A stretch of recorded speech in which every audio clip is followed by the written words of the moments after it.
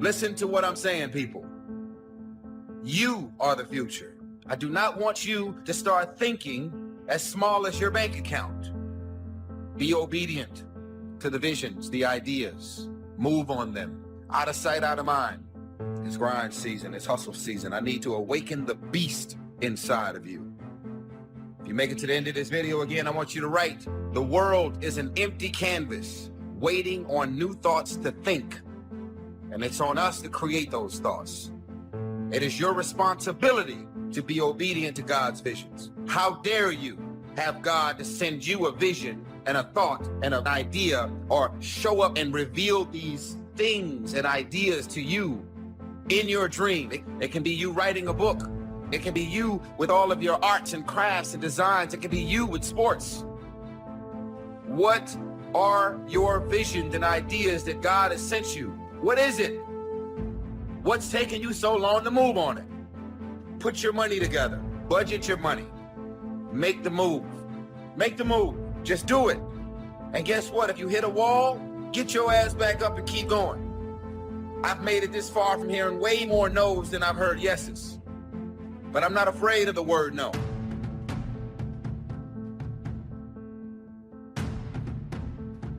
Write the vision and make it plain, so that he who reads it will run to it. And even though it tarry, that means take a long time, wait for it, for surely it will come at an appointed time. Listen to me. That's real. If you don't think it's real, I dare you to try it. Write everything you want on a piece of paper. Everything.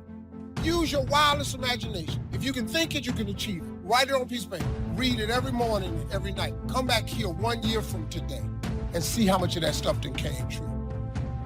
You have to write it. If it's not written, you reduce your chances greatly of it ever occurring.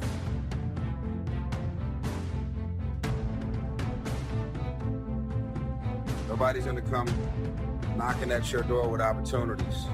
You gotta create them. Out of sight, out of mind. We talked about this before. Out of sight, out of mind. No one will ever have you in mind for anything unless you have yourself in mind for it. Get on people's radars. That's it. Gotta interact, socialize, get around the right people. Out of sight, out of mind, people.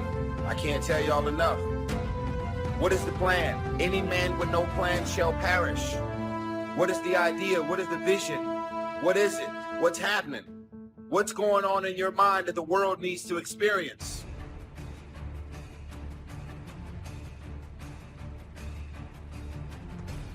One underneath the other.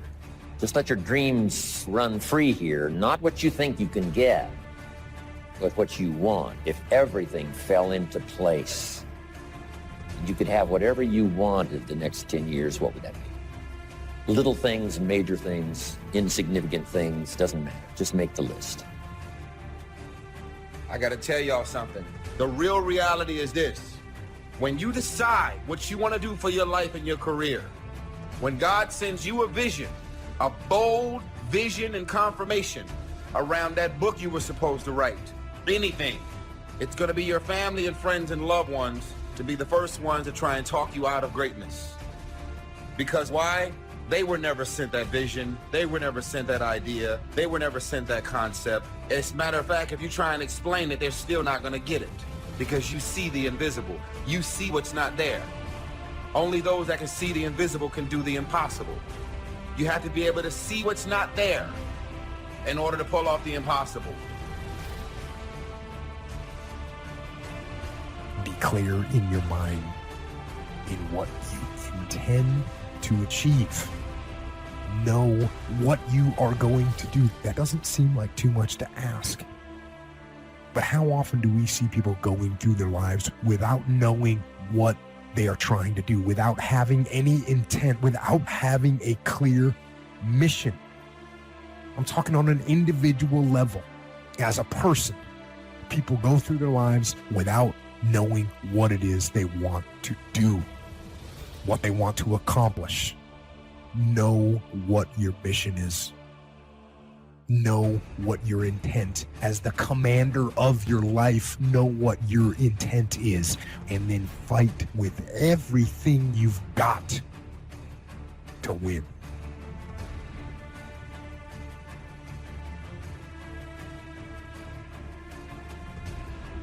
Three major parts of personal development. Number one is physical part. Part of success is physical. Some people don't do well because they don't feel well. One of the first things to go to work on with intensive effort, and that's your own good health. Because a lot of things come from that. You know, the future possibilities could be greatly diminished by being lazy in producing maximum health. If you'll take care of that as a support system, you can't believe what else is possible. You can't believe what the mind can think of. You can't believe your imagination and your faith and your ability to say, hey, I'll go to work and produce the muscle to do the deal. Why? I'm healthy, I'm vigorous, I'm vital, I'm not out of breath. But sometimes, you know, when all these ideas and stuff comes and, you know, you're a little bit too weak to even attempt, you say, oh, I'm not sure I can do that. The doubts sometimes are more physical than they are mental. You haven't got the vitality to believe it's possible. But if you've got the vitality and the strength and you've got the health to do it, I'm telling you, ideas seem to love to be invested in healthy people that have got the ability and the ambition to pull it off. They got the health to do it, they got the strength to do it. So why not start with the health and see if your own vitality would inspire you to more imagination? Because now when you imagine, you can pull it off. But if you can't pull it off, you know, why imagine? The imagination says, why to go to work and spin all these goals and stuff when the body isn't ready to produce? So start with physical. It's very important. Now here's some good ideas. There's scripture that says this, treat your body like a temple. Excellent phrase. A temple meaning something you take extremely good care of. Treat your body like a temple, not a woodshed. Here's why. The body and the mind work together. The body and the physical and the health is a support system for the mental that can dream, that can think, that can ponder, that can wonder, that can design, that can believe, that can have the spirit and all that's possible in terms of emotional content. But now, since the mind and the body work together, you got to take care of the body as a support system. One wise man said, sometimes the spirit is willing, but the body is weak. See, that's a sad combination, a willing spirit and a weak body. Sad. You wake up in the morning, right? The mind says, let's go get him. The body says, I can't even get out of bed. So have a talk with yourself and say, this is the last time I'm going to be out of breath. This is the last time I will lack the vitality to pull off my dreams. Because sure, the dream factory will shut down if you haven't got the vitality and the energy and the health to pull it off. So start taking care. Now here's the key to be conscious of self, but not self-conscious. You just got to take care of it. You don't have to be a fanatic. It doesn't take 8 hours a day pushing weights to have relative good health. Just do the simple stuff, the exercise and the nutrition and the health and just do the stuff. You know, for normal pulling off with vitality, the dreams that you want, just a simple little plan will do. Now also part of the physical is the outside as well as the inside. Interesting phrase written. It says, God looks on the inside, people look on the outside. So you got to take care of both. The inside for God and the outside for people. What's the old phrase? You never have a second chance to make a first impression. So the outside appearance is also valuable as well as inside vigor and vitality. Somebody says, well, people shouldn't judge you by your appearance. Let me give you a clue. They do. You can't bypass that. Now, of course, when people get to know you, they'll judge you by more than just how you appear. But physical, outside, inside. Here's what's good advice. Make sure the outside is an excellent reflection of the inside. Take care of both. So first, in personal development, on these three parts is physical. Here's the second, spiritual. I am a believer that humans are a special creation. I don't ask other people to adopt my belief, but I simply am a believer that humans are unique among all life forms. We're affected by how we feel, attitude. This is the emotional part. We need the intellectual part to set sail. So as the winds blow, we can still get where we want to go. Redefine, keep strengthening our psychological and philosophical guidance system. But now we're also affected by the emotions. That's the power. 4 things to consider on attitude and how you feel. Here's number 1. It's how you feel about the past. Past experience, even past losses, past failures, as well as successes. To review it and go back over it, see where you went wrong, correct that, invest that now in the future.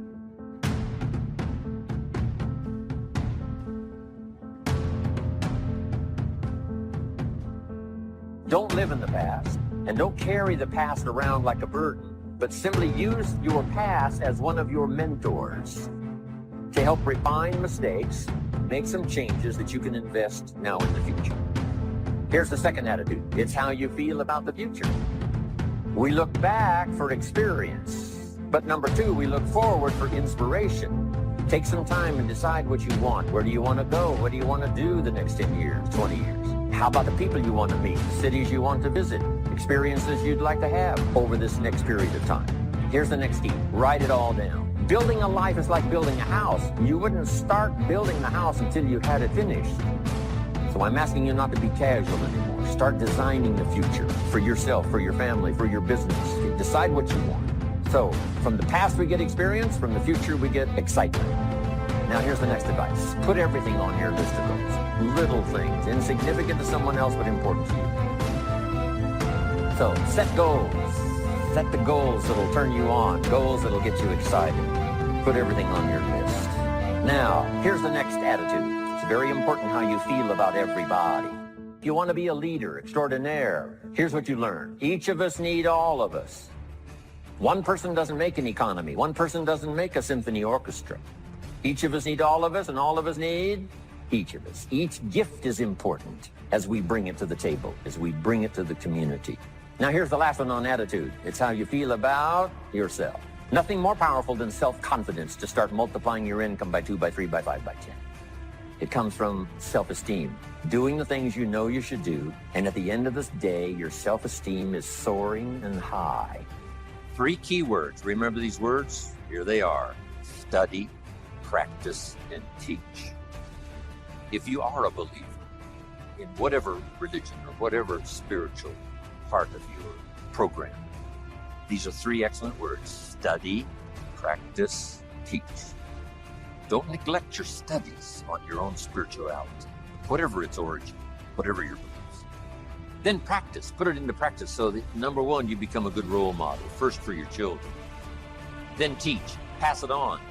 You got to pass it on to the next generation and the next generation. What if the next generation gets a little weaker and the next generation gets a little weaker?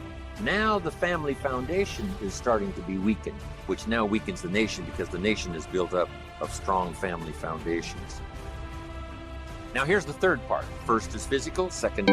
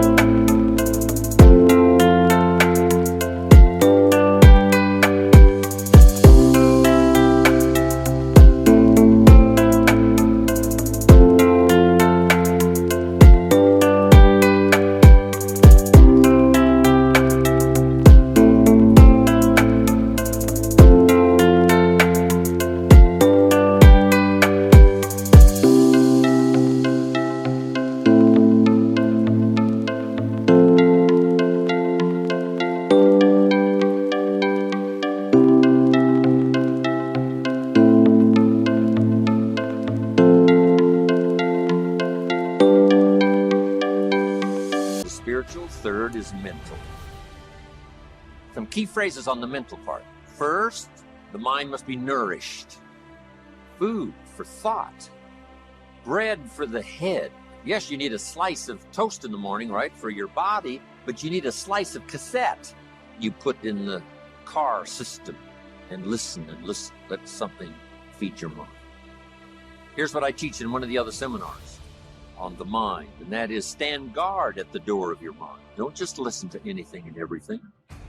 Make sure that you're your own best filter of what goes into your mental factory and spins out the fabric of your life in the future.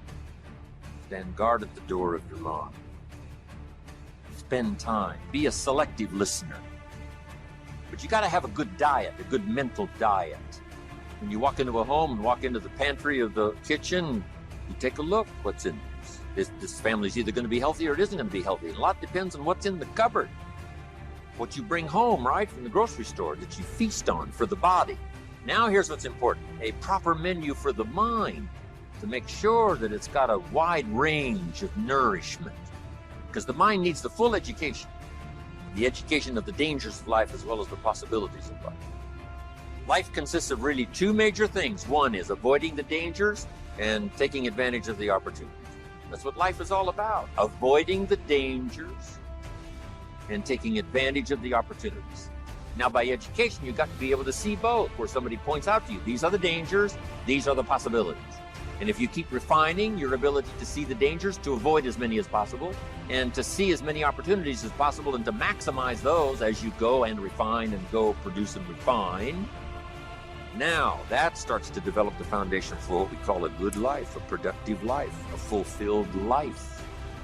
And we need this mental input so that you'll have mental food to feast on long after the lights are out and we've left the premises.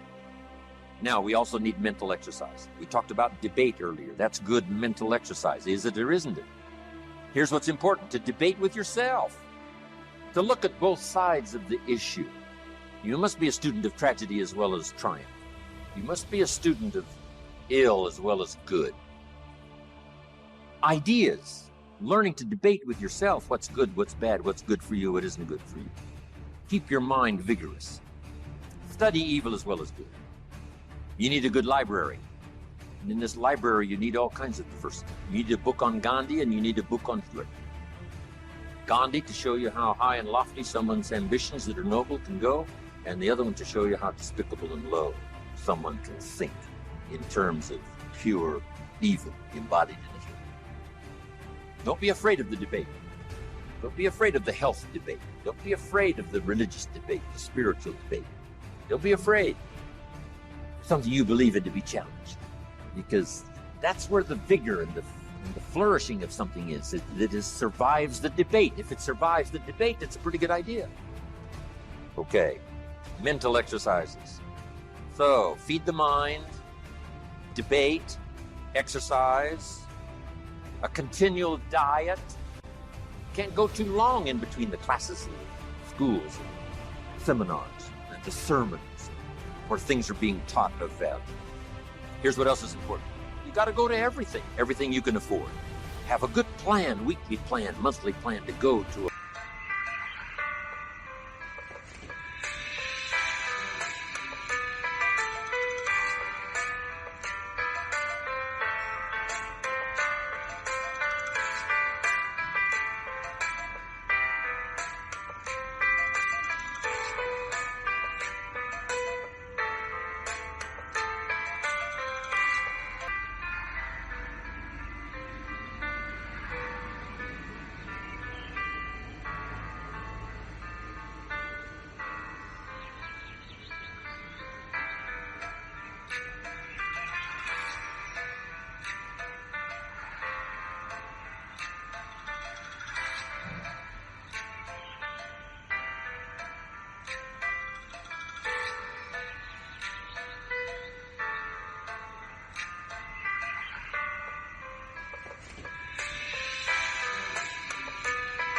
Variety of things. Go to a variety of things. Go to a variety of things. And don't miss the chance. Even if you're involved in a certain company and they say, we're going to have a training class. You say, I've been to one of those. I'm asked, you got to go again, and you got to go again.